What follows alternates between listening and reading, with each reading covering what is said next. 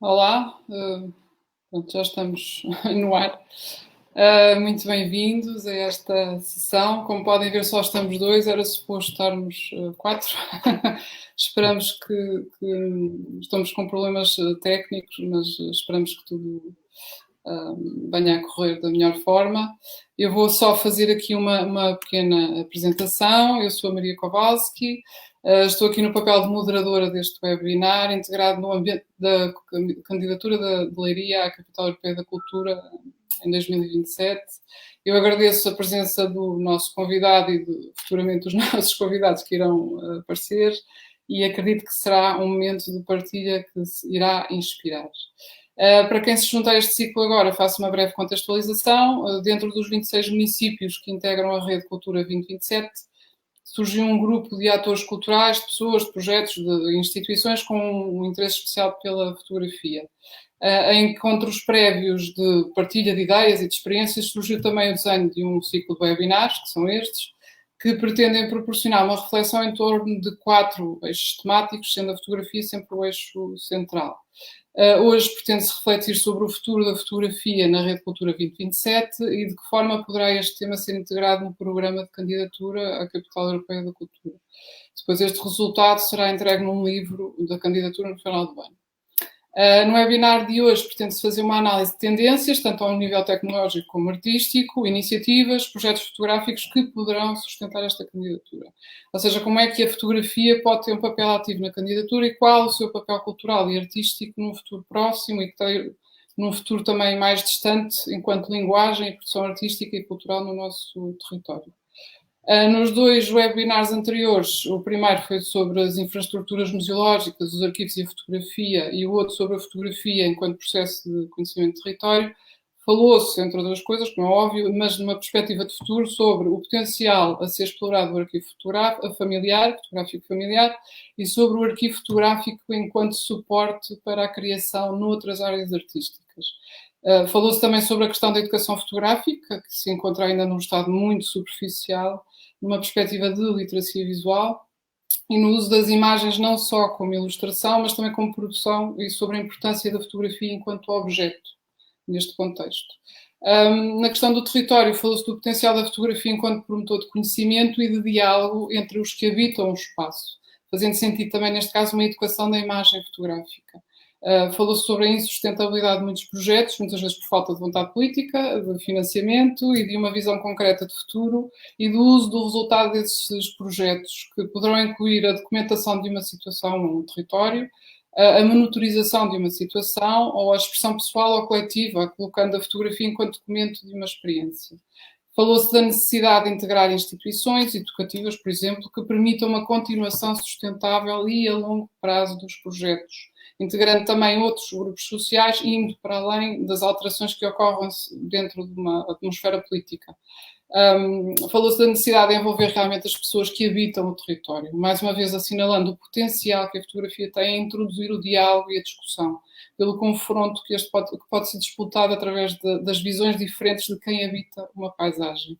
E dentro desta necessidade de diálogo foram sugeridas a criação de conferências, programas educativos, presença de artistas emergentes, e não só de artistas já estabelecidos, como a contrapartida de condições de trabalho e remuneração homogéneas. Falou-se da fotografia não só como documento, mas também como matéria para discussão, e não uma discussão de factos, mas sim uma discussão de assuntos. E este paralelo pode-se fazer a diferença entre informação e conhecimento. Por fim, foi dito que o mundo é feito de mudança e que a fotografia se presta a criar as discussões necessárias para tal. Interessa produzir um discurso assente na pausa, no olhar, na reflexão que a imagem fotográfica, num contexto cultural e artístico adequado, permite. Deixo só a indicação, antes de dar a palavra ao nosso convidado, neste momento, que haverá um espaço para quem quiser colocar questões e depois serão respondidas no final das apresentações. E agora passo a apresentar David Santos, nascido em 1971, é historiador de arte e curador, doutorado em arte contemporânea pelo Colégio das Artes da Universidade de Coimbra. É atualmente o curador da coleção de arte contemporânea do Estado. Foi subdiretor-geral do Património Cultural de 2016 a 2020, diretor do Museu Nacional de Arte Contemporânea, Museu do Chiado, de 2013 a 2015, e diretor do Museu do Neorrealismo de 2007 a 2013. Foi curador-geral da BF16, Bienal de Fotografia de Vila Franca de Xira, em 2016, e do ciclo The Return of the Real, MNR, entre 2007 e 2012. Foi ainda curador, entre outras coisas, entre as outras, das exposições individuais de Nuno Cera, Sara André, Daniel Blaufux, realizadas em 2014 no MENAC MC.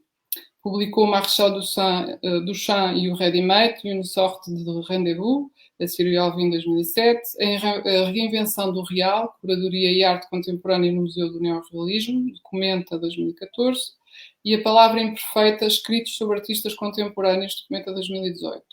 Foi crítico de arte nos seminários Já, em 1996, o Independente, 97-2000, nas revistas Arte Ibérica, 97-2000 também, artecapital.net, 2006-2007, Arca, Revista de Arquitetura e Arte, 2000-2013, e Contemporânea.pt, em 2016. Feita a introdução, David, passo a palavra para falarmos sobre o futuro da fotografia. Bom, em primeiro lugar, quero agradecer o convite que me dirigiram para participar nesta conversa e neste debate sobre o futuro da fotografia. E espero que os meus colegas de Prata e Carlos Lobo possam ainda entrar na nossa conversa. Caso contrário, conversarei com a Maria Kowalski com todo o gosto e com quem estiver a ouvir-nos, a ver-nos e quiser participar também com questões que certamente nos vão colocar. Obviamente que a questão do futuro da fotografia é uma questão muito ampla e que traz dimensões diferenciadas relativamente àquilo que é o ponto de partida dessa reflexão sobre qual é o futuro da fotografia.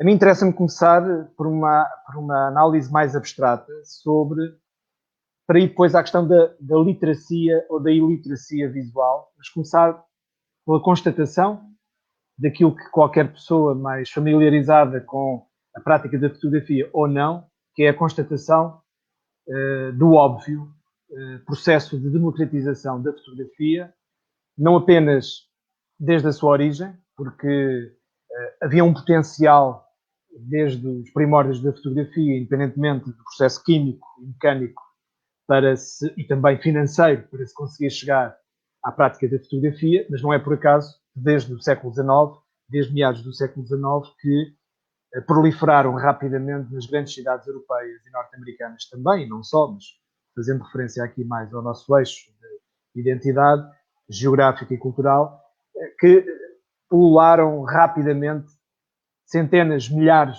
de ateliês de fotografia que tomaram de assalto, de algum modo, a questão da representação das pessoas. Sobretudo, de início, o retrato era a grande referência e que disputou, de algum modo, uma espécie de corrida ao ouro. Neste caso aqui, corrida ao retrato, corrida à memória dos entes queridos, corrida também à própria memória e automemória, autoconsciência a partir do retrato fotográfico.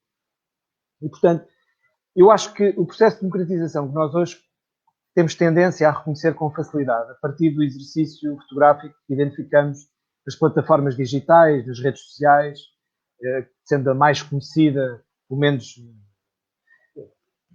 no mundo ocidental, de algum modo, o Instagram, que é à escala global, mas de qualquer forma é das mais conhecidas, embora haja muitas mais. A verdade é que nós hoje, por vezes, esquecemos que a democratização da imagem fotográfica está na origem, no fundo o German está na origem, inclusivamente, do anúncio da fotografia. Quer dizer, quando a fotografia aparece, não há muita gente a refletir, obviamente, sobre isso, mas aqueles que refletem sobre o aparecimento e a transformação epistemológica que a fotografia vinha trazer, rapidamente percebem o potencial de afastamento, por exemplo, da manualidade e da interpretação entre o cérebro e a mão e o gesto direto sobre uma tela ou sobre um papel, no sentido da reconstrução e da representação da figura humana.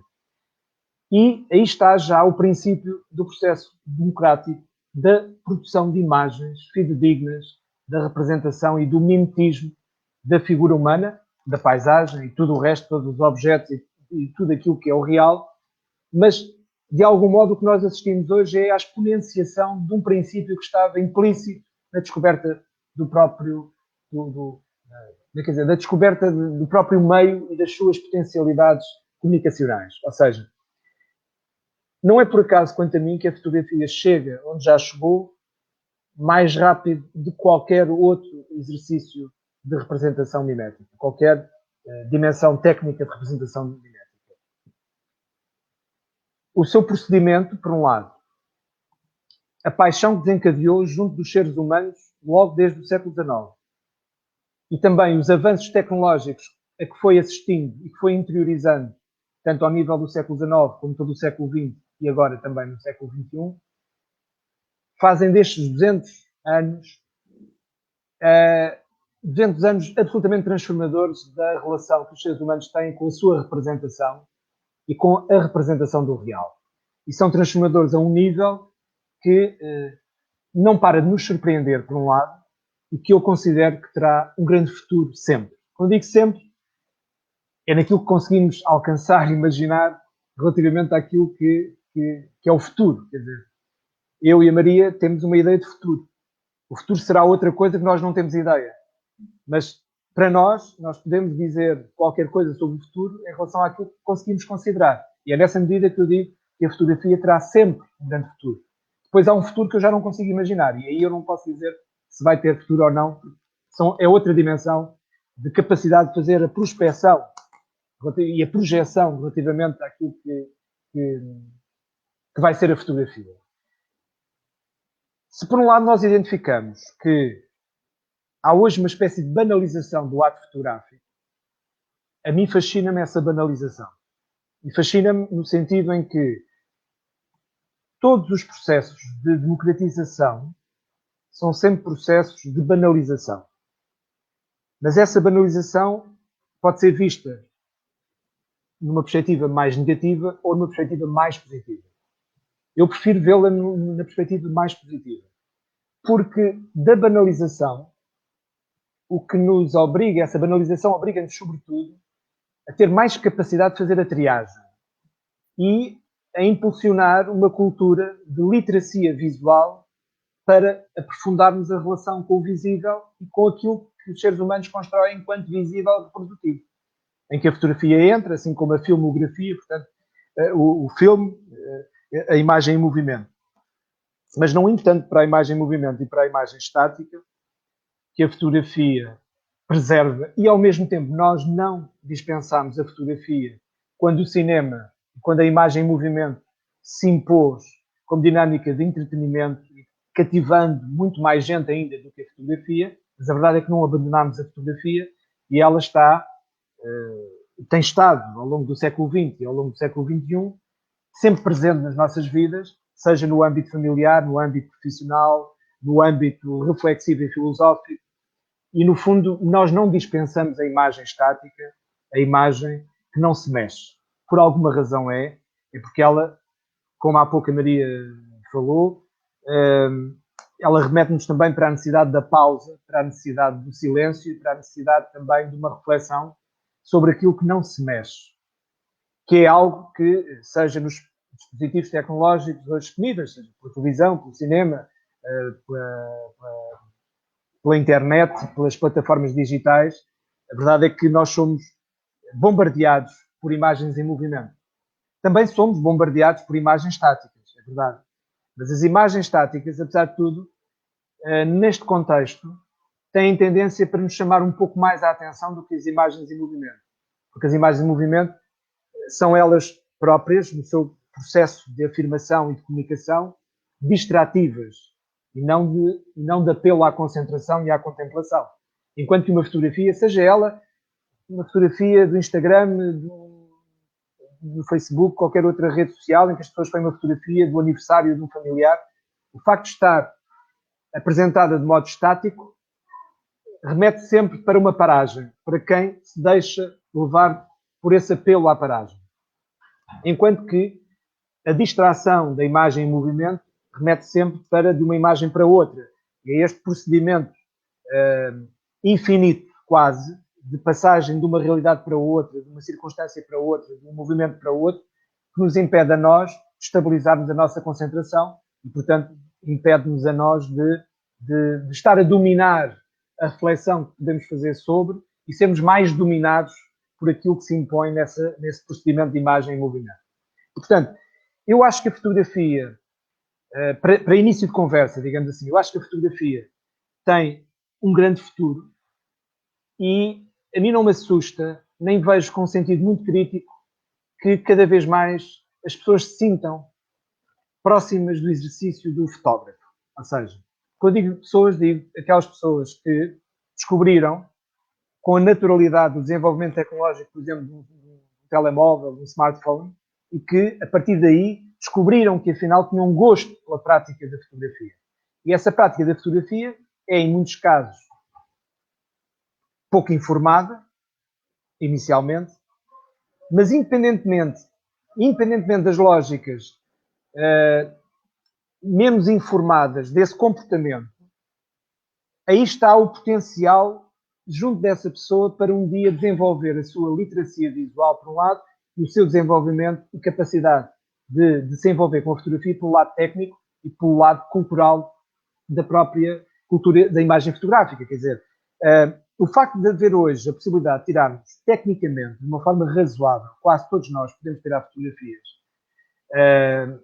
com alguma facilidade, digamos assim, o que não significa que sejam fotografias merecedoras de uma atenção particular ou de um reconhecimento artístico ou cultural.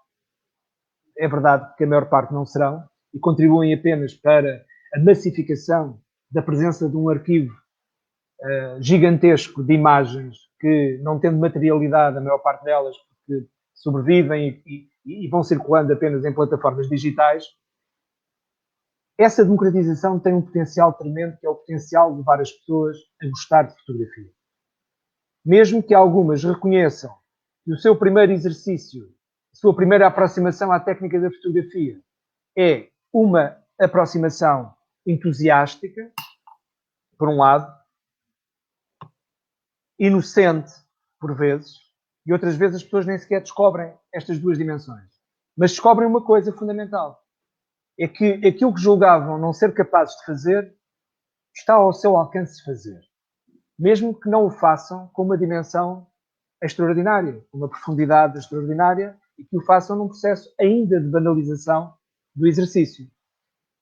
Só que aí já está o princípio da nossa transformação em conhecedores, estando nós disponíveis para fazer o caminho. O caminho de passarmos da descoberta e do entusiasmo inocente para uma dimensão de cultura, para uma dimensão de domínio técnico, para uma dimensão de domínio cultural daquilo que é a prática fotográfica e o que significa a imagem fotográfica no nosso contexto cultural contemporâneo. Portanto, eu acho que há, neste processo de democratização versus banalização, um extraordinário momento de descoberta que leva a que a maior parte das pessoas, só porque tem um smartphone, percebe que pode começar a olhar de modo fotográfico para o mundo e para aquilo que os rodeia. E, portanto, esta dimensão de liberdade e de possibilidade, de acessibilidade, é algo que eu prefiro privilegiar e valorizar do que a dimensão de apontar à banalização do exercício fotográfico comum que nós assistimos nas plataformas digitais e nas redes sociais. Portanto, por aqui está o germen de qualquer coisa que nos poderá transformar, né, a maioria daqueles que se entusiasmam verdadeiramente pela fotografia, nos poderá transformar em fotógrafos ou em artistas numa relação com a imagem fotográfica. Portanto, assumindo, incorporando essa dimensão que deixa de ser inocente e entusiasta para passar a algo que é cultura e que pode até ser profissão. Independentemente há dimensões de produção de imagem fotográfica que são mais artesanais e que remetem para a materialidade que todo o século XX foi exigindo à fotografia e que hoje supostamente não existe. mas exige, nós sabemos. Grandes laboratórios, assim como pequenos ateliês, e todas as pessoas que fazem fotografia, no sentido da impressão fotográfica, sabem que há toda uma dimensão técnica ligada ainda à química e à mecânica que faz a revelação da fotografia e que implica um conjunto de conhecimentos que a maior parte das pessoas que utiliza smartphones para fazer fotografia não terá. Mas isso não significa que o olhar fotográfico e a cultura fotográfica não se democratizem nesse processo mais inocente de eu tenho um smartphone e vou fazer 50 milhões de fotografias. De facto, essas fotografias podem nunca alcançar nenhuma distinção, nenhuma expressão de riqueza substancial. Mas estão, de algum modo, a transformar aquelas pessoas em potenciais fotógrafos, em potenciais artistas e, sobretudo, em potenciais observadores do mundo através do enquadramento fotográfico.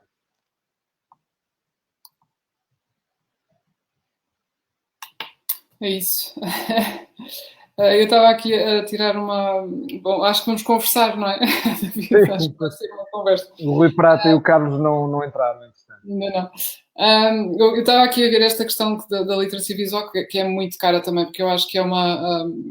As pessoas, eu vejo pelos meus alunos e todos, eles falam mais por imagem, comunicam mais por imagem, eles não leem livros, as mensagens são 3 linhas, as 3 palavras, se calhar, e a imagem estão constantemente e depois dizem que não têm jeito para tirar fotografia ou que nem gostam muito, mas no entanto têm o dito Instagram. Portanto, há esta ainda dualidade que ainda não é muito assumida, esta dita democratização, porque ainda há a consciência de que é uma linguagem específica, não é? Portanto, não se aprende, é-se autodidata nesse sentido. E esta questão da banalização da fotografia, que pode ser um bocado polémica, porque depois pode retirar um bocadinho a questão única, a poesia da imagem, no fundo, não é? E acaba por ser uma narrativa da vida e não a poesia que a fotografia pode trazer, mas eu percebo este facto de que se cada um procurar, pelo entusiasmo que tem e pela melhora que sente, pelo entusiasmo que tem e pelo querer aprender, cada um vai construindo a sua literacia, ou seja, cada um vai aprendendo por si. E é isto que depois se torna uma cultura fotográfica, no sentido em que as pessoas vão começando por si próprias a procurar observar o mundo de outra forma através da imagem, é isso. Ou seja, a literacia não tem que ser ensinada na escola, não é obrigatório ser ensinada, mas cada um pode ir aprendendo a observar o mundo utilizando a fotografia para isso. A Maria agora fez aí uma referência interessantíssima quanto a mim, que nos pode ajudar a ir fazendo crescer esta conversa. Quando afirmou que, por exemplo, muitos jovens, apesar de fazerem muita fotografia, não sentem que estão a fazer fotografia. Porque têm, de algum modo, alguma consciência que a fotografia é outra coisa do que carregar com o smartphone apontando para algum lado. A fotografia numa dimensão de grande expressão, de enriquecimento, de levar o sujeito observador a uma alteração da sua consciência do mundo e do real, obviamente que é outra coisa. Mas muitos teóricos, desde o Philippe Dubois ao Hans Belting, quase todos, Alan Sekula, fazem referência à ideia de que uma fotografia ocasional, uma fotografia não deliberada, ou seja, quando nós tiramos uma fotografia sem querer, nós não estamos a tirar uma fotografia, ou estamos a tirar uma fotografia. A fotografia é o que existe como resultado, ou resultado mesmo que seja inadvertido, quase que... Ou seja, quando, por exemplo, uma pessoa se esquece que está ou carrega sem querer, ou, por exemplo, quando estamos a filmar e podemos não perceber que não carregamos no stop e continuamos a filmar. Há um conjunto de historiadores da imagem, de história da arte, de história da fotografia, filósofos, que se têm debruçado muito sobre essa questão que eu acho muito, muito interessante, que é até que ponto é que uma imagem inadvertida e ocasional, não deliberada por quem está perto da máquina, perto do objeto que faz essa captação do real, mas foi quase o objeto sozinho tirou essa fotografia. Se essa é uma fotografia ou não pode ser considerada uma fotografia. Eu estou muito mais próximo de considerar que é uma fotografia também, apesar de não ter um autor, não ter uma orientação deliberada por parte de um sujeito, de um ser humano, relativamente ao momento em que captou aquela imagem. Porque há uma grande diferença entre intencionalidade e ocasionalidade, mas não deixa de ser uma projeção no retângulo da fotografia. E essa projeção, se nós nunca dissermos a ninguém que essa fotografia não tem um autor, se ninguém souber, a tendência do observador não está informado sobre a origem da captação daquele fragmento de real, ou pelo menos da sua representação, se não tiver nenhuma referência ao lado inadvertido que determinou o aparecimento daquela imagem, a nossa tendência é olharmos para ela como se tivesse sido algo de voluntário por parte de um autor.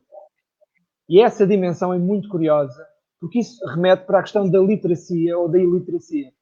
Nós podemos sempre identificar numa imagem fotográfica a sua banalidade, a sua inconsequência, e sobretudo quando percebemos que aquela imagem não remete para outra, ou não conseguimos ver ao lado de trabalhos desse mesmo autor outras imagens que confirmem o interesse daquela. Às vezes este processo de comparação é fundamental. Mas nós, se não soubermos, é que no caso da pintura isso não é possível acontecer. Praticamente não é possível. Enquanto na fotografia, e até no filme, na capacidade de captarmos imagens em movimento, esse procedimento inadvertido pode acontecer e às vezes pode ser determinante para uma série de aspectos. Aspectos de reconhecimento do real e até, por vezes, aspectos de quase reconhecimento de cultura artística, por muito que tenha sido resultado de uma não intenção. E essa fronteira entre a intenção e a falta dela e o resultado final na imagem é algo que é muito complexo de determinar e é complexo de distinguir, dizer que aquela fotografia é má porque foi a máquina quase sozinha que a determinou. Quando pode haver uma imagem muito boa em muitos aspectos, não ter tido nenhum gesto humano por trás dela. E o Rui Prata, que já está connosco, é provável que possa dizer muito mais sobre isto. Mas isto relativamente à questão da iliteracia e da literacia da imagem. Com certeza que um acaso é um acaso. E há casos felizes e há casos muito infelizes.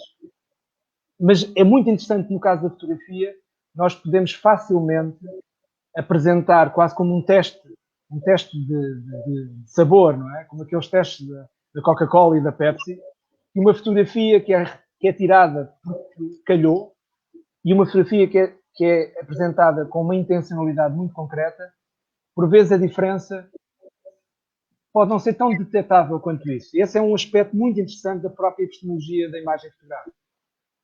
Me faz lembrar também a questão da Lumo. Estava-me agora nessa.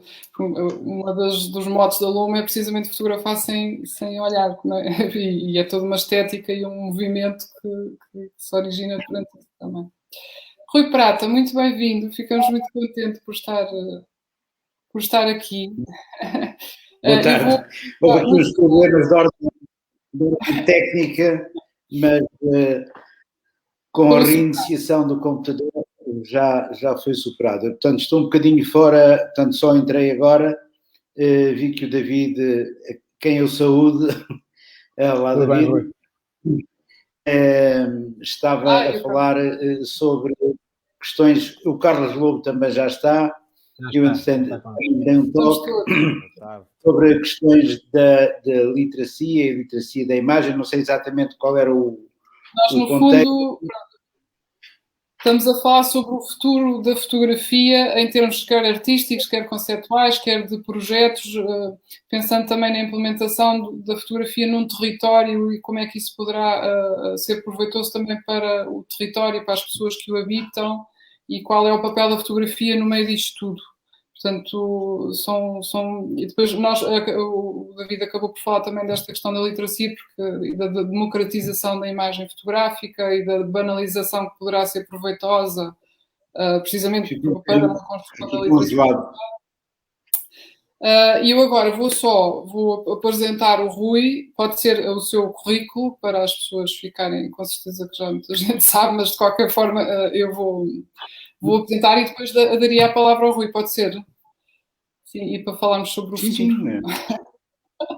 Vou só aqui... Então, o Rui Prata nasceu em 1955, é português, licenciado em História pela Universidade do Porto, pós-graduado em Belas Artes pela Escola Superior Artística do Porto e mestrado em Curadoria e Museologia Contemporânea pela Universidade de Belas Artes do Porto. Iniciou a sua carreira profissional como professor de História de 1980 a 98, foi diretor do Museu da Imagem de Braga entre 98 e 2015, foi fundador e diretor do Festival de Fotografia Encontros da Imagem Braga, Portugal, ao qual em nome de muita gente agradeço esta fundação. Desde 1990 leciona fotografia contemporânea em toda a Europa e no Brasil e atua como curador em exposições nacionais e internacionais.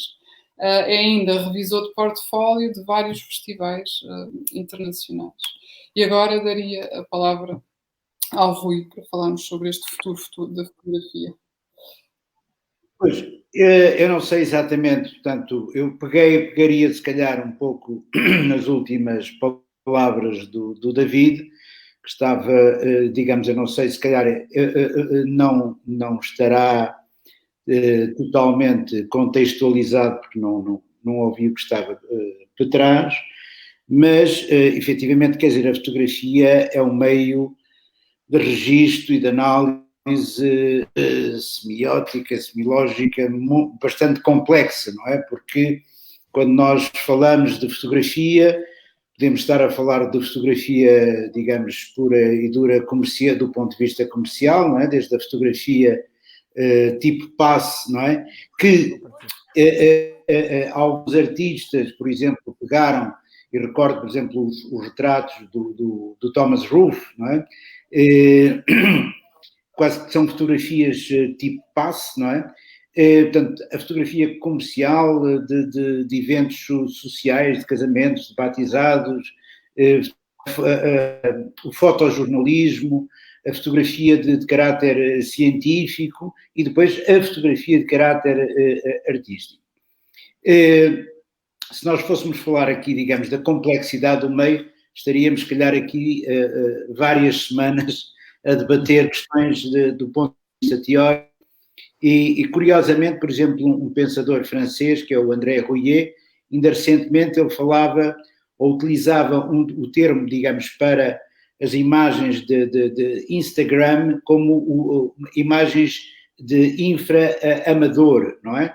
Portanto, enquanto na fotografia mais tradicional o fotógrafo vê através do olhar, hoje vê-se através do braço, quer dizer, o braço é a extensão do olhar que vai captar a imagem e a Maria falava, digamos, num momento que surgiu nos anos 90, que é da lomografia, não é? E que pega exatamente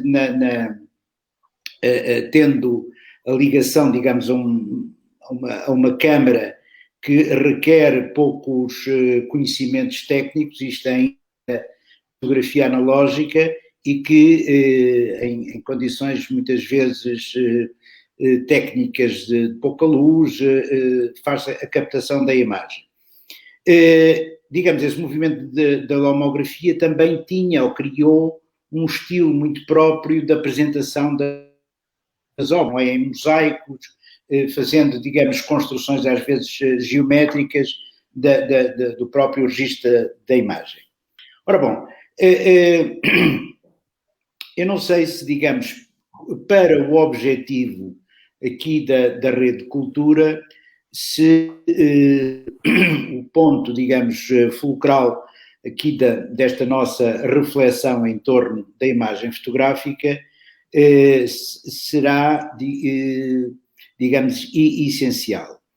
Eu gostaria, se calhar, de desviar um pouco esta conversa da ontologia fotográfica parece, de alguma maneira,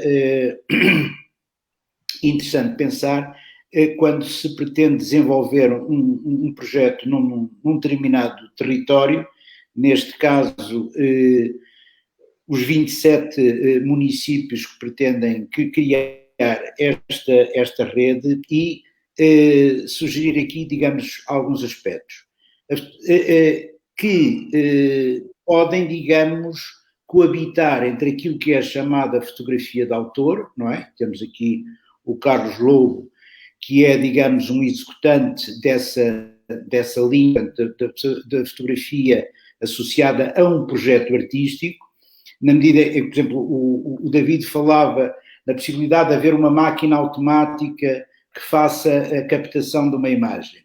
E temos isso, por exemplo, na fotografia de natureza. Nós sabemos que há muitos fotógrafos que deixam as máquinas fotográficas num determinado habitat de animais, com temporizadores ou com sensores, e a própria máquina, digamos, não tem intervenção do fotógrafo propriamente dito, e pode captar, digamos, uma imagem bastante interessante de um animal, uma coisa com flash, sem flash, enfim. Mas aquilo que, no fundo, que valida a chamada fotografia do autor é o corpo fotográfico do autor, não é a imagem avulso. Não é? E ao longo de toda a história da fotografia, nós temos, por exemplo, os anos 90 têm ali até um pouco antes, não é? Por exemplo, quando se introduz a estética da cor, a linguagem de cor na fotografia, com o Eggleston, com o Joel Moravitz, com o Stephen Shore, em que se vai fotografar o banal. Portanto, digamos, essa banalidade da fotografia vem criar uma nova linguagem, uma nova estética da fotografia, como a fotografia da flânerie, o passeio pela cidade, os recantos, digamos, um olhar mais limitado de lixo, de outros objetos que passam, no fundo, despercebidos ao comum dos observadores e que vão ser enfatizados através do olhar do próprio fotógrafo. Portanto, procurando avançar e resumir um pouco aquilo que me parece que pode ser interessante como um corpo a construir neste território de 27 municípios, eu acho que poderíamos fazer aqui conviver aquilo que é a fotografia quase vernacular com, digamos, projetos associados à encomenda de autofotográficos. E posso ser um pouco mais explícito. Nós poderíamos criar, ou vocês poderiam criar aqui, se calhar, 2 movimentos paralelos. Isto é uma sugestão discutível. Vamos imaginar que, por exemplo, alguém com experiência visual recorre a algumas escolas, ou faz em algumas escolas, pede fotografias dos casamentos dos avós dos miúdos, não é? E vai-se fazer um painel de fotografias, sei lá, dos anos de casamentos, dos anos 50, etc., dentro daquele grupo. E vamos poder analisar os trajes, vestimentas, as poses, os cabelos, etc. Portanto, a fotografia, de alguma forma, essa fotografia de caráter mais vernacular, como elemento importante da memória e que possa ser um ponto de partida para a análise das próprias imagens e criar, digamos, um passo mais adiante na chamada literacia visual. Outro aspecto que me parecia interessante, e agora saltando para aquilo que se comumente designa de fotografia de autor, poderia passar por encomendas a fotógrafos nacionais e internacionais para fazerem residências no território. Vamos supor, vocês têm 27 municípios, 3 fotógrafos, portanto 9 fotógrafos que poderiam atuar em 3 municípios diferentes.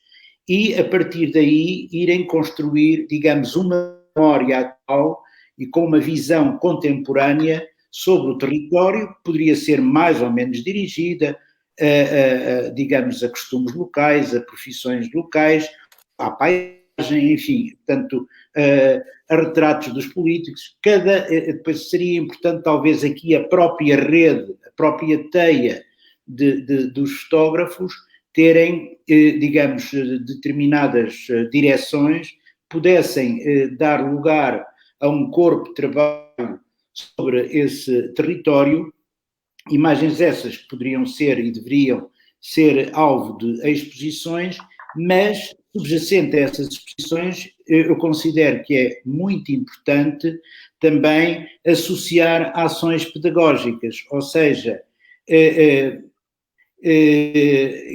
a arte contemporânea nem sempre, digamos, para quem não, digamos, está habituado a visualizar, não tem, digamos,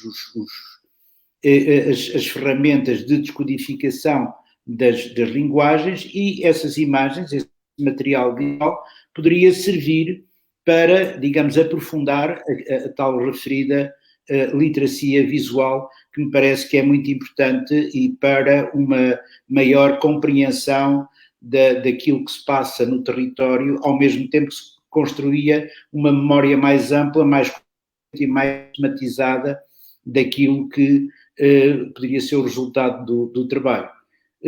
Pronto, eu fico nesta sugestão para já. Passaria se calhar a palavra à Maria para introduzir o Carlos Lobo, e depois poderemos exprimir aqui ideias, enfim, em torno de várias coisas. Ok, obrigada, Rui. Faço só a ressalva que são 26 municípios, não são 27 anos que nos caem assim. Ela é a capital 2027, deve ser daí a conclusão, mas pronto. Ok. É só para ressalvar. E então, vou agora vou introduzir o Carlos, então. Ficamos muito contentes por ter aparecido. Estávamos aqui, o David e eu, em plena conversa, já estávamos a ver que seria um diálogo. Ficamos muito contentes por terem conseguido aparecer. Carlos, eu vou só fazer uma breve apresentação, está bem? E depois passo a palavra. Portanto, o Carlos nasceu em Guimarães em 1974, é fotógrafo, músico, investigador e programador na área da fotografia. É professor na Escola de Artes da Universidade Católica Portuguesa, investigador do CITAR, que é o Centro de Investigação em Ciência e Tecnologia das Artes, doutor em Ciência e Tecnologia das Artes pela Universidade Católica do Porto. É desde 2018 o coordenador de mestrado de fotografia na Escola das Artes. É ainda programador independente do CAAA, Centro de Assuntos Arte e Arquitetura, e editor da Lebop, editora especializada em livros de fotografia. Tem já várias monografias editadas, estando o seu trabalho representado em inúmeras e prestigiadas coleções de fotografia. Feita a introdução. Olá, boa tarde a todos, obrigado pelo convite, por participar. Peço desculpa pelo atraso, mas não estava a conseguir entrar. Eu depois também já entrei em cima da hora e como é uma plataforma nova, não estou habituado ao Zoom. A gente agora de repente parece que a nova realidade são estes lados virtuais em que as pessoas só se veem através de uma tela. E nós que somos fotógrafos, e também, se calhar, o David e o Rui passam muitas horas em frente ao computador, não é? A ver imagens, a ver textos, e parece que de repente agora não saímos daqui. A nossa vida já era em frente ao computador, então agora ainda é pior.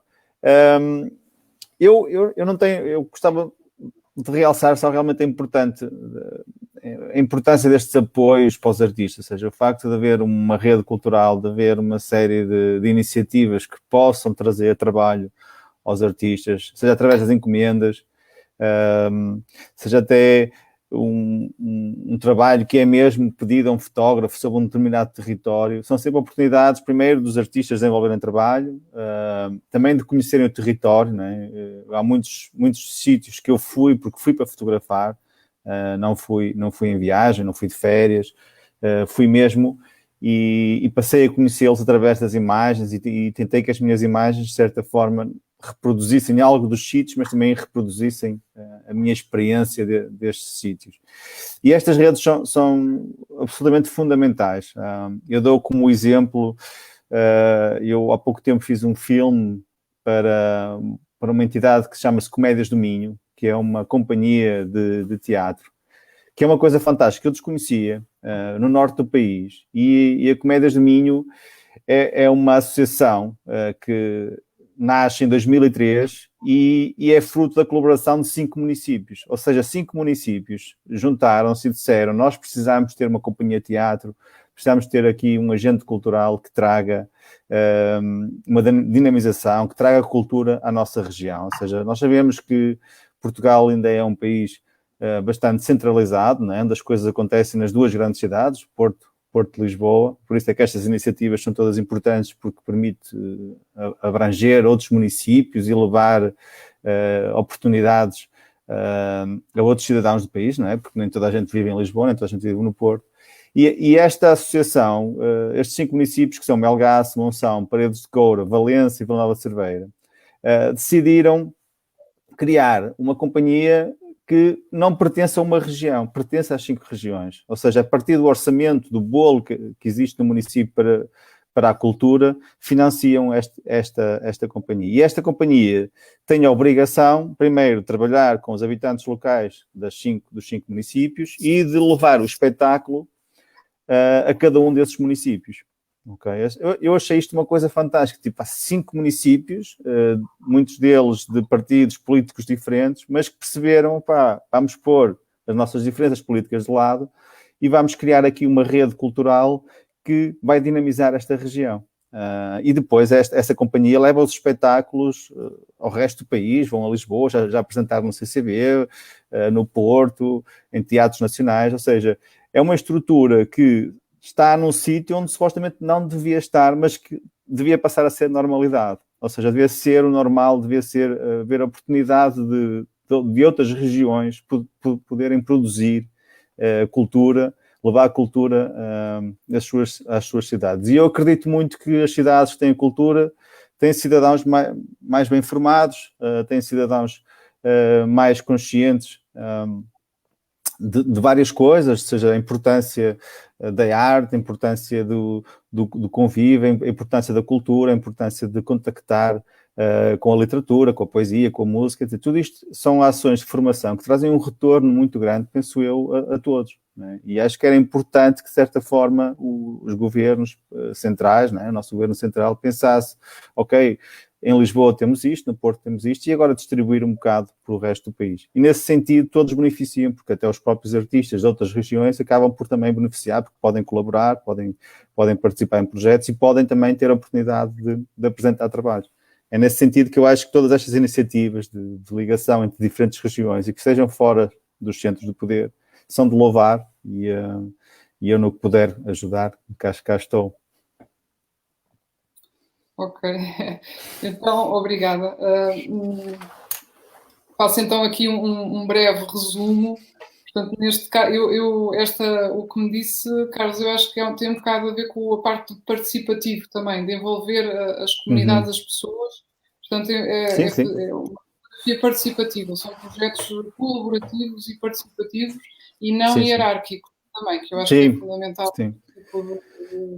De questões também, e inclusivamente o Rui Pratas também estava a falar nas suas 2 propostas.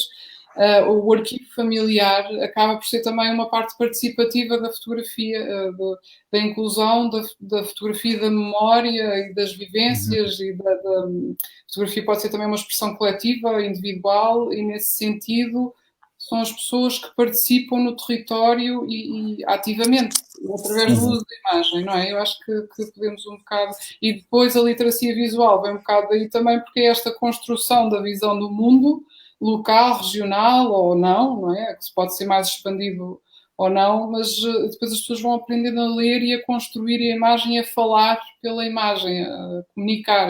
No fundo, eu sou muito a favor também da fotografia participativa enquanto dar voz às pessoas. Eu acho que é um bocado isso que os 3 também falaram um bocado, quer já estejam criadas, quer venham a ser criadas, não é? Eu acho que é isto, mais ou menos, o que se fala. E esta banalização não tem que ser má. Pode ser, esta democratização não tem que ser má e pode não retirar a qualidade do estatuto de fotografia, pode dar um novo estatuto mais abrangente à imagem, não é? Enquanto meio reflexivo também do mundo, acho eu. Não sei se... Sim. Maria, há uma questão que há pouco ainda estávamos os 2 em diálogo, mas que eu gostaria de entrar em diálogo também com o Rui e com o Carlos sobre aquela identificação que a Maria Kowalski fez sobre as novas gerações, o modo como comunicam cada vez mais em termos visuais, as pessoas comunicam cada vez mais em termos visuais umas com as outras, usando, lá está, a fotografia, a partir do smartphone, a partir dessa facilidade tecnológica que hoje preenche o nosso cotidiano, preenche as nossas horas e a nossa vida. E a Maria dizia que, por vezes, há consciência por parte dos mais jovens de que fotografia não é aquilo que eles estão a fazer, apesar de comunicarem cada vez mais através de fotografias. E esta é uma dimensão que também tem um lado comunitário, e mais do que comunitário, tem um lado natural, que é, se, por exemplo, o Rui e eu, o Carlos, mas mais o Rui e eu, pertencemos a uma certa fase em que a fotografia tinha uma dimensão, ainda tem essa dimensão, mas se calhar tem essa dimensão mais, eu diria, quase clássica, seja da impressão fotográfica, seja da sua exposição em locais para os quais as pessoas são convocadas para ir ver fotografia à parede ou fotografia em certos contextos de exibição.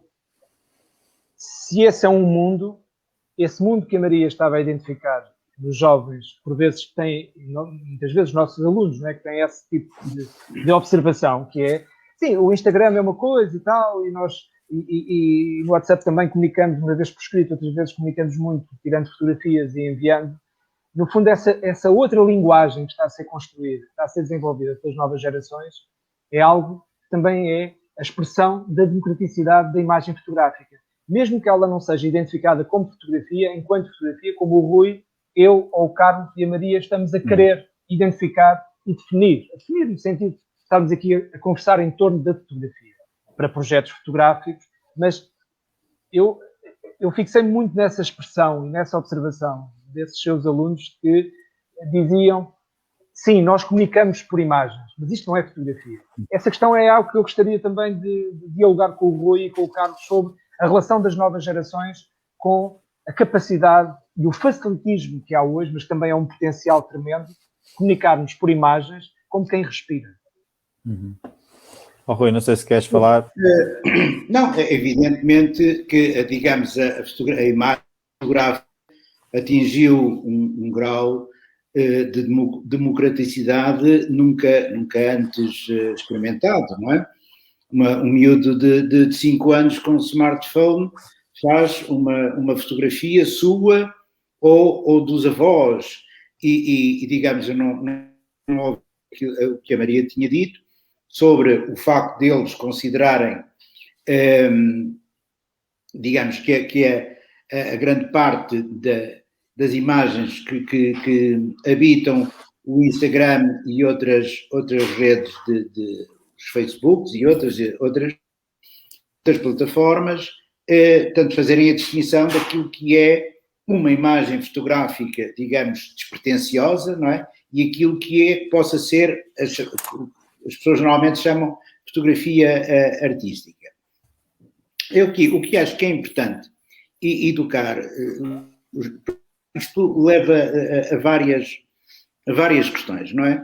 E nós, vou se calhar aqui fazer um pequeno parênteses, temos uma ação programada aqui no nosso festival, que é apresentar um PowerPoint de fotógrafos que fotografam a família e convidá-los a fotografar de uma forma mais consequente a sua própria família, tendente à construção da memória do álbum fotográfico, que é algo que se tem vindo a perder, não é? Portanto, as imagens fotográficas estagiam nos computadores, nos smartphones, se o equipamento avaria, toda aquela memória, toda aquela informação desaparece.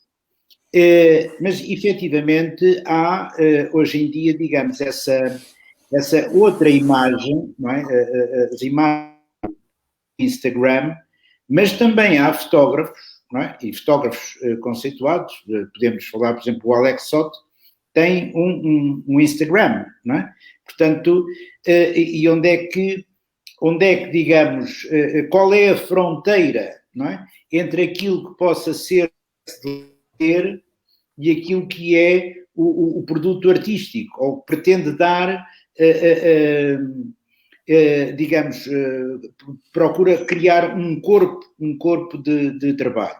E nós sabemos, desde a pós-modernidade, não é, que muitas vezes os dispositivos foram desconstruídos e há fotografia de caráter até mais abstrato, há outras fotografias que desconstroem a técnica fotográfica, sei lá, por exemplo, o português, o Zé Luís Neto, não é? Mais no dispositivo e desconstrói para a construção de outros projetos. Portanto, isto, digamos, é um caminho que nos leva aqui a muitas reflexões. Mas, digamos, aqui, voltando ao corpo essencial, que me parece a questão do território, naturalmente que um projeto a ser desenvolvido e construído no âmbito desta rede de cultura pode fazer conjugar e refletir sobre os diferentes modos, ou sobre os diferentes níveis que possa ser entre aqui, que é uma fotografia pura e dura de lazer, àquilo que é a construção de uma linguagem fotográfica. E quando eu falo em linguagem, podemos também pensar na própria linguagem escrita. Hoje, a linguagem dos textos, não é? A linguagem que é utilizada nas mensagens é uma linguagem não literária, não é? Portanto, é uma imagem abreviada, uma imagem, e, digamos, compará-la com aquilo que possa ser uma escrita mais de literária, não é? Portanto, eu acho que a linguagem escrita permite-nos fazer aqui a comparativa dos diferentes níveis da fotografia. Carlos. Eu acho que hoje a fotografia é omnipresente, né? Ou seja, hoje todos temos essa capacidade de criar imagem, né? Ainda hoje aquele polícia, o Derek Chauvin, foi condenado porque havia alguém que estava lá com uma máquina de filmar e fez, não fotografias, mas fez um vídeo, não é? Por isso são ferramentas poderosíssimas, não é? Quer dizer, hoje nós temos uma capacidade de registar ou testemunhar alguma coisa, e eu acho que até agora começa a haver cada vez mais pessoas que mal são abordadas por um agente da autoridade, a primeira coisa que fazem é pegam o telefone e gravam, começam logo a filmar, tipo, deixa-me lá filmar. Os próprios polícias têm câmaras, são obrigados a ter câmaras como forma de testemunhar a sua intervenção, se foi correto ou não, e é engraçado que essas câmaras têm um dispositivo que ultrapassa o lado manual, que é as câmaras começam a registrar uns segundos antes de serem ligadas e o agente não as pode desligar, pode tapar, mas depois aí tem que justificar porque é que tapou a câmara, e de repente este efeito Big Brother está em todo lado, não é? É o Big Brother. Para o lado bom e o lado mau, não é? Porque eu, se não quiser a minha imagem, não posso sair de casa, porque se eu sair de casa estou a ser filmado quando vou ao multibanco, quando vou ando na rua e a própria Câmara, aqui em Guimarães, houve uma polémica que o município queria pôr câmaras no centro, não é? Para ver o que é que se passa no centro, se as pessoas há confusão, filmarem, mas aquilo no fundo era um mecanismo de controle social e as pessoas manifestaram-se, não, eu não quero estar na esplanada a ser filmado, sei lá, posso estar na companhia de alguém que não quero que seja visto nessa companhia e tenho esse direito. Eu acho que as gerações mais novas já nem colocam estas questões, é tão natural pegar nas câmaras. A minha filha tem 8 anos, ela já quer fazer vídeos, ela toca guitarra, pai, faz aqui um vídeo. Ou seja, tem esta coisa, é natural para eles registarem tudo, não é?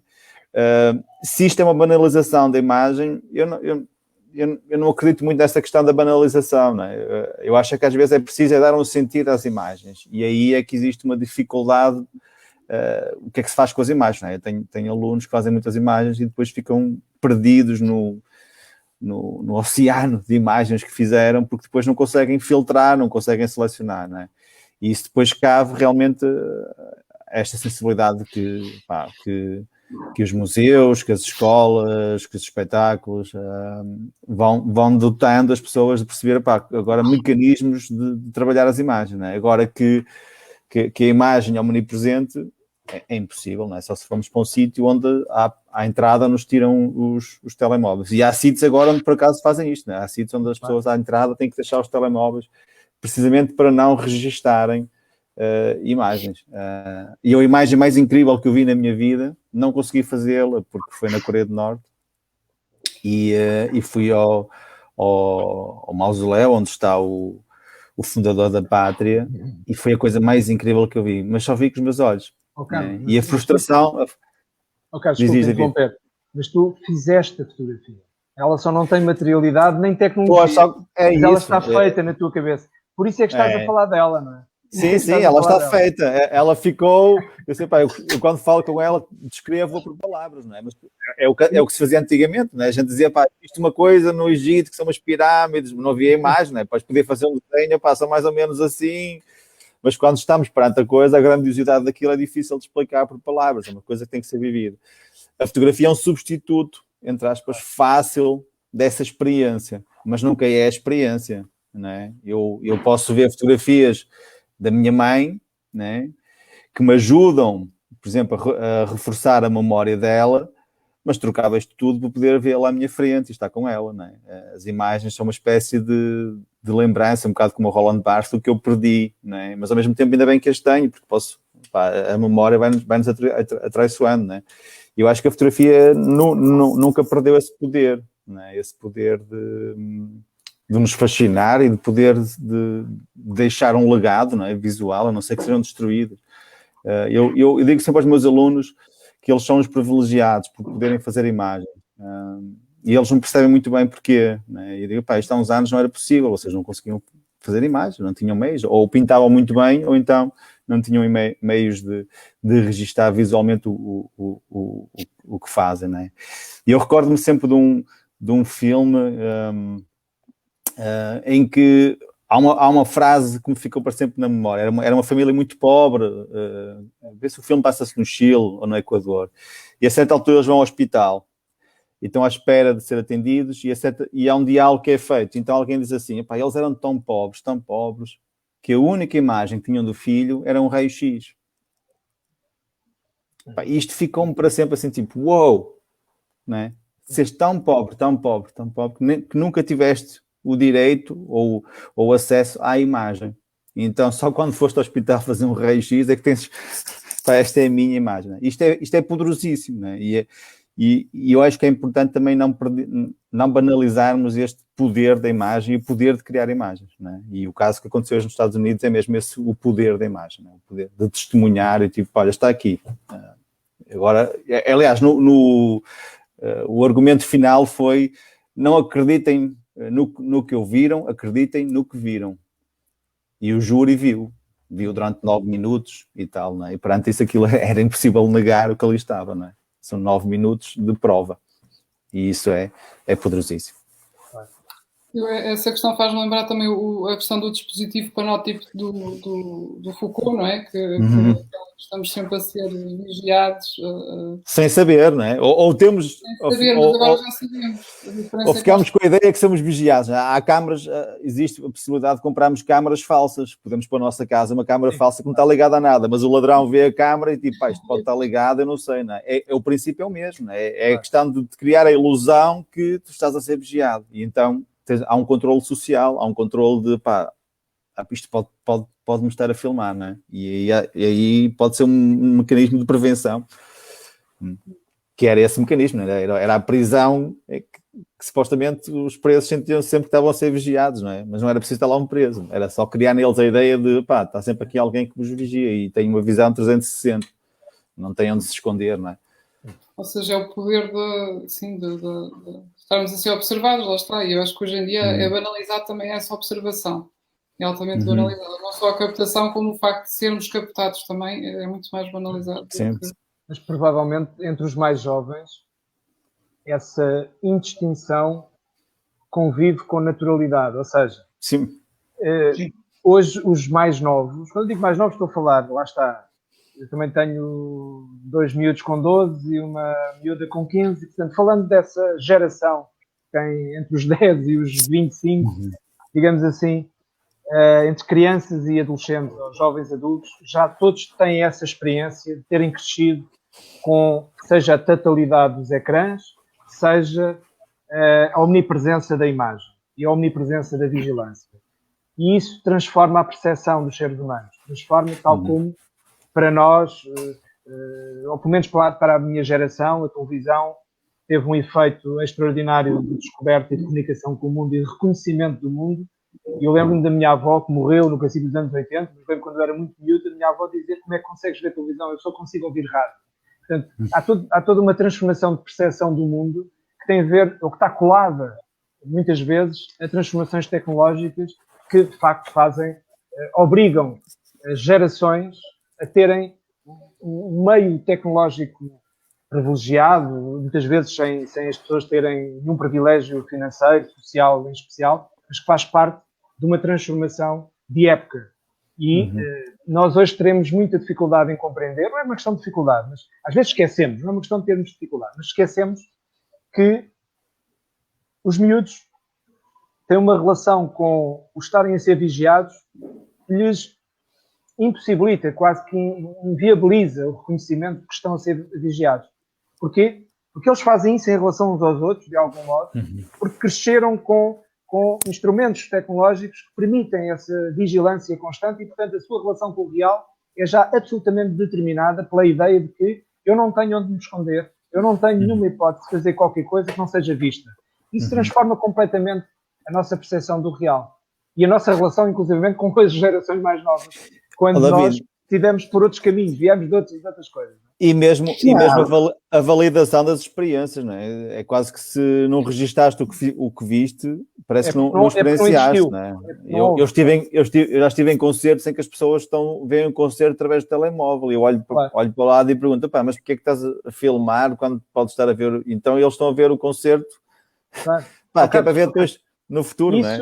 Isso, o Rui também se lembra certamente disto, que eu lembro-me também nos finais dos anos 80, quando comecei a viajar e durante o princípio dos anos 90, de ter tido a experiência de ver os japoneses em Paris ou em Londres a filmar e faziam exatamente isso que nós hoje reconhecemos como uma banalização, já os japoneses faziam nos anos 70, 80 e 90, que é, eles não têm a experiência, eles tinham a experiência de captar.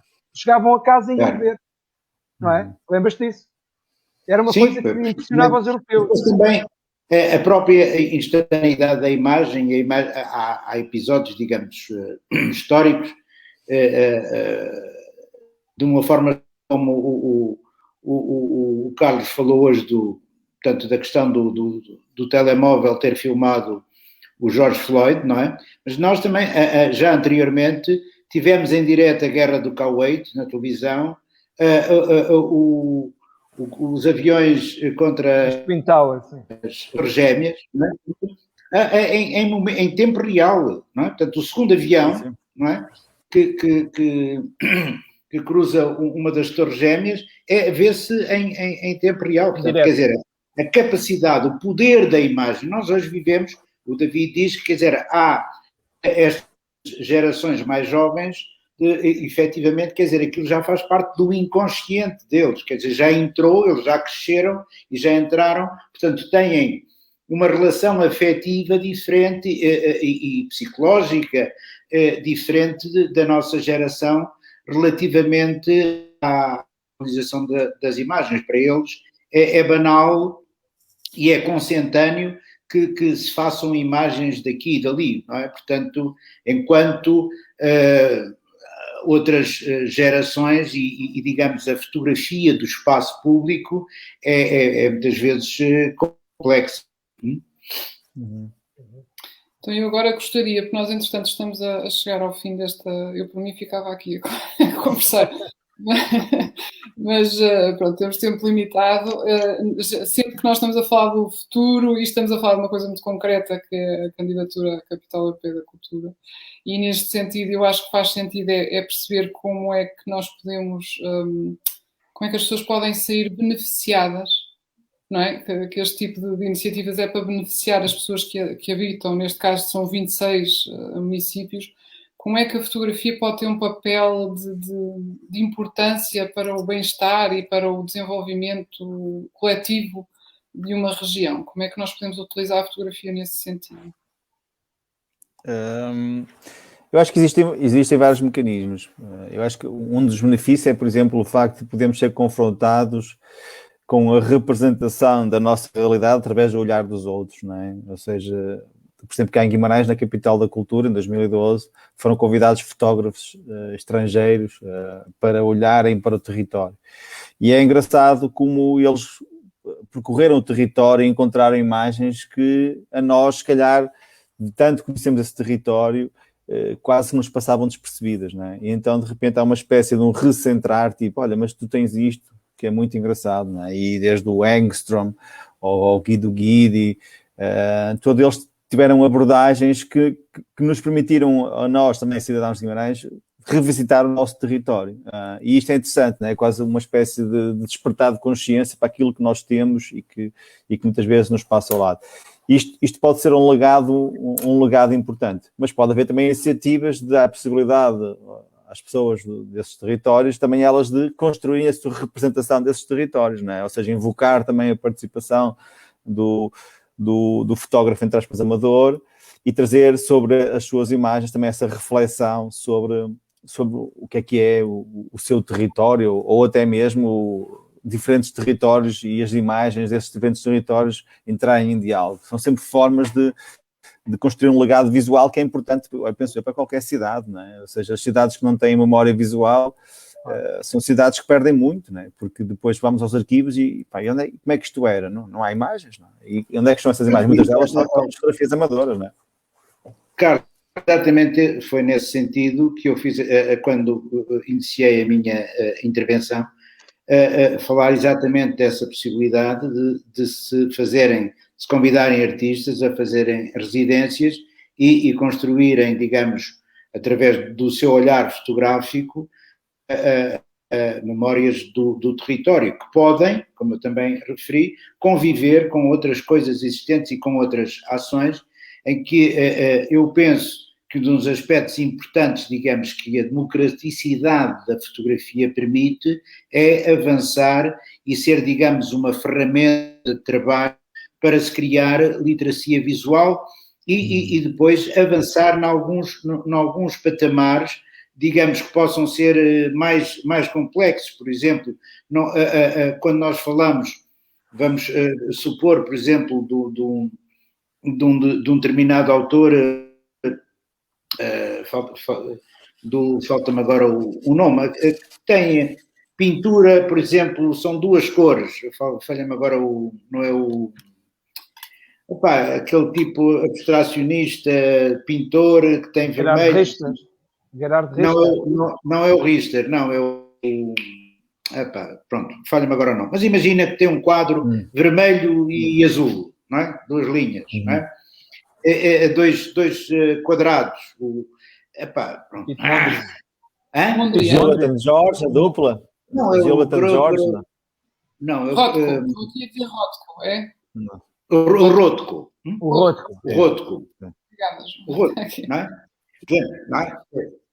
E tu, por exemplo, começas a perguntar, este tem uma dominante vermelho, o que é que o impacto que o vermelho tem, o que é que te faz lembrar o vermelho? Sangue, bandeira, isto, quer dizer, começar a dotar as pessoas de uma interpretação própria até chegar à própria intencionalidade do que é a mensagem do autor. Portanto, esses exemplos, não é? E a fotografia permite muito caminhar, não é? Nós numa fotografia podermos fragmentar esta ou aquela outra parte e fazer leituras com os miúdos e com os adolescentes, etc., no sentido de começar a olhar as imagens e as fotografias sem ser como passa na montra do centro comercial, não é? Portanto, acho que isso é muito importante, olhar a escala de coisas, não é? Portanto, estamos a falar do Andrei Zgurski, as primeiras paisagens que ele faz, os personagens são quase minúsculos, não é?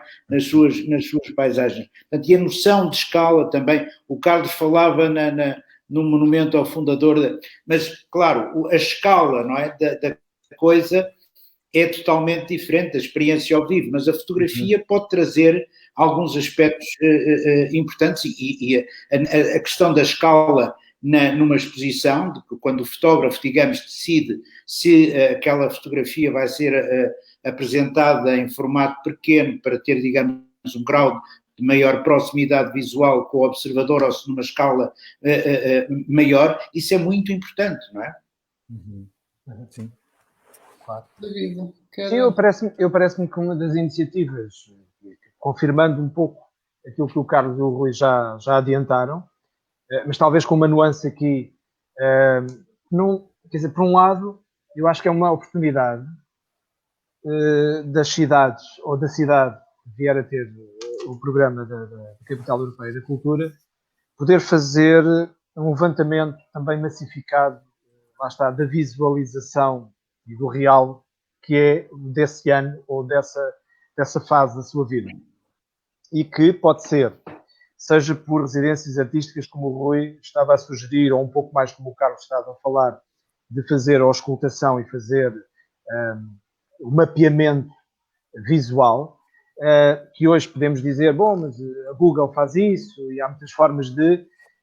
A verdade é que, como o Rui disse logo no início da sua intervenção, na primeira vez em que interveio, ele disse que muitas vezes não sabemos onde é que isto vai parar. A parte do digital que fica na nuvem ou que fica no éter, não é? da própria internet, e que de algum modo eu acho que um dos exercícios que podia ser muito positivo em termos de relacionar a fotografia com uma capital europeia da cultura é fazer um levantamento que também seja editado em livro, editado e impresso, no fundo, para precaver a outra dimensão que circula muito mais facilmente e chega a muito mais gente em todo o planeta, que é a dimensão da internet.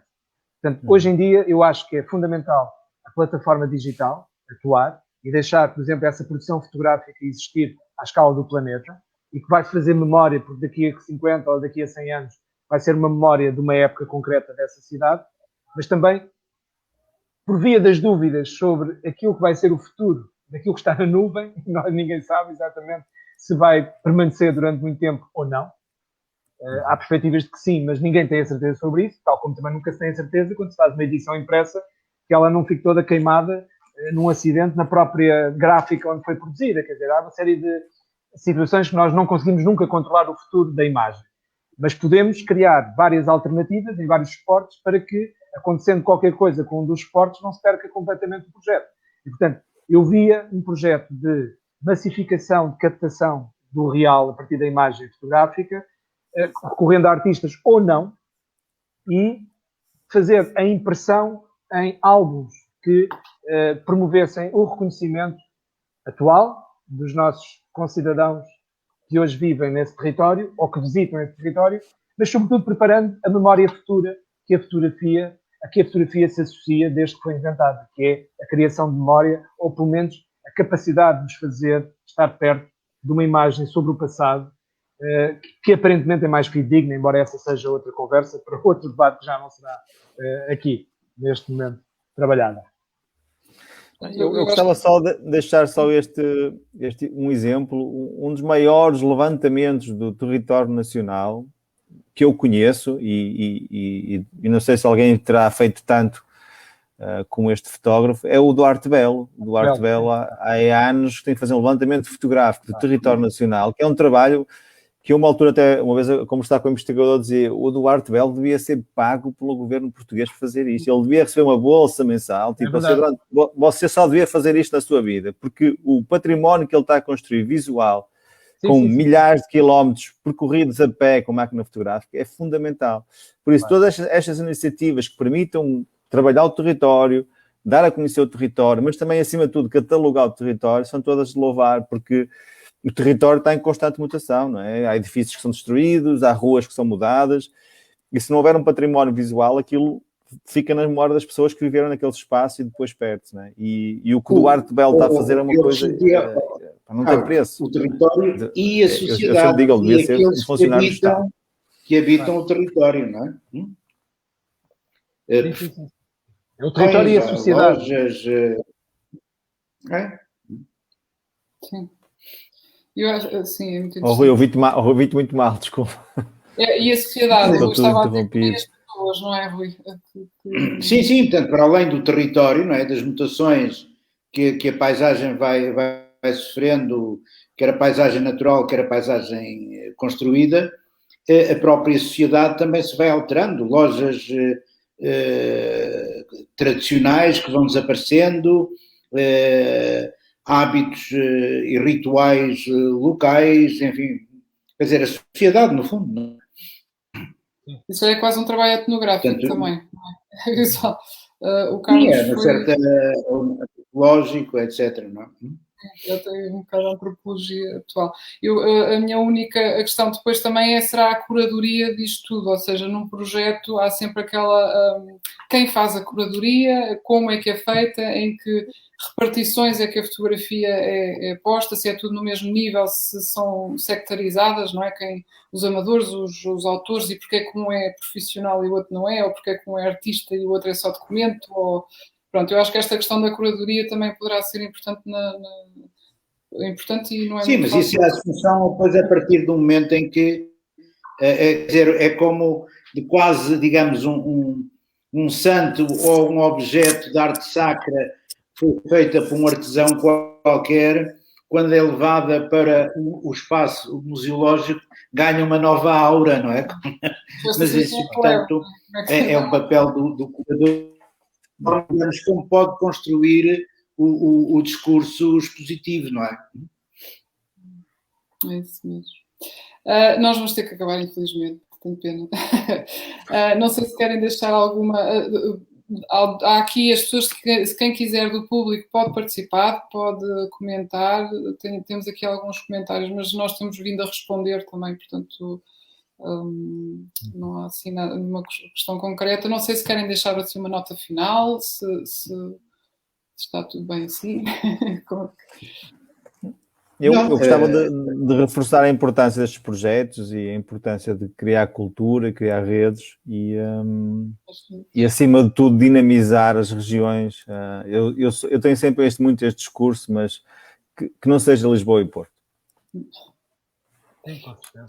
E já agora, aproveitando as palavras do Carlos, fazer nota de que todas as candidaturas das cidades que têm a esperança de vir a ser selecionada como capital europeia da cultura aqui de Portugal, no fundo já estão, tive uma pré-conversa com a Maria neste sentido, já estão a fazer esse trabalho, ou seja, já há um benefício de todo este envolvimento e de fazer o foco sobre a candidatura, já é um procedimento que ajuda à consciência da própria cidade e à sua consciência sobre a sua capacidade de atuar e de programar em torno da cultura, relacionando cultura e sociedade, comunidade e relação com a Europa também ao mesmo tempo. E, portanto, independentemente da cidade que ficar com a capital, todas as outras já ganharam porque apostaram em fazer a prospecção, em, de algum modo, descobrir até onde é que poderiam ir para sustentar uma candidatura sólida. E, portanto, esse processo é um processo que traz grandes benefícios às cidades que estão em pré-candidatura, digamos assim, ou que estão em candidatura oficial. Rui, quero deixar algo? Eu subscrevo o que o David disse e o Carlos, quer dizer, já de per si, digamos, estas ações são importantes para refletir e quer caso sejam, digamos, premiados como capital ou não, acho que é um trabalho que os municípios devem ter consciência que deve ser feito para, digamos, a consolidação da sua memória, da sua cultura e digamos, da continuidade das suas raízes de cada uma das regiões, não é? Pronto, e ficamos por aqui. Eu agradeço imenso, gostei imenso. Tenho a certeza que não fui a única que gostou desta conversa, pelos comentários. Acho que sim, acho que foi muito bem. Muito obrigada à vossa presença e ao vosso tempo e à vossa saúde. Tudo bem, obrigado. E boa sorte na candidatura. Obrigada. Adeus, obrigado. Okay. Tchau a todos.